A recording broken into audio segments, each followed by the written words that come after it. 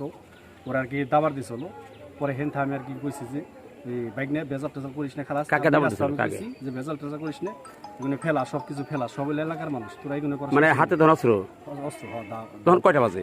ওই একই টাইমের ভিতরে 12টা যেমন তারপরে ঘটনাটা হয়েছিল 12:30 ও আচ্ছা আচ্ছা আচ্ছা এই ঘটনায় আচ্ছা পরে তখন এসে হ্যাঁ ওকে বুঝ দিলাম যে বেজাল টেজাল করিস না আর বাইক নিয়ে সাদ্দামরও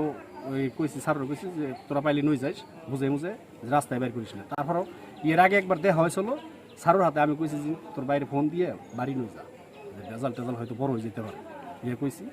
কিন্তু হয়তো ওই কাম হয় নাই কে দেখা হয় নাই মনে হয় কিন্তু ওই মুর্দা এসে পিছনে কাইজার প্ল্যান করছিল ওই জায়গায় এসে বসে আছে ওই জায়গায় মুর্দা এটা গেছে যাওয়ার পর যখন সামনে বেঁচে গেছে পরে অনেক ঝগড়ার সৃষ্টি হয় ঝগড়ার সৃষ্টি হওয়ার পরে যখন আমি ফিরে হেলাইছি ঝগড়া মিটে গেছে তখন ওই ফটকের ব্রিজের জোরের ভিতরে একটা ছেলে আর কি ওই যে ই করে নাম জাফর করে নাম সেই ছেলেটা দৌড়ে এসে ব্রিজে কোনায় আসলে কি আতাল পাতাল কি ওর কোপ দেখে সবাই দৌড় দিচ্ছে আমি খারাই আসছিলাম ফিরে দাঁড় বললে কি রাজা তুমি সচক্ষে দেখেছো সবকিছু একবার কষ্ট দেখছি আমি চিল্লেন পারছি হির পারছি মানুষ ডাক পারছি কেউ আগে নাকি ওরাও সবাই দৌড় পারছে ওরা আমি আবার কি করছি দৌড় পেরে এসে ওর বাইক নিয়ে যেমন স্বাস্থ্য ভাই মেরেছি ওকে বাসায় এসেছিলাম ডাক দৌড় যে প্রথম কোপটা দিল হলো জাফরি কোপ দিচ্ছে একমাত্র জাফরি কোপাইছে জাফরি মেন যে সন্ত্রাসী যেটা হলো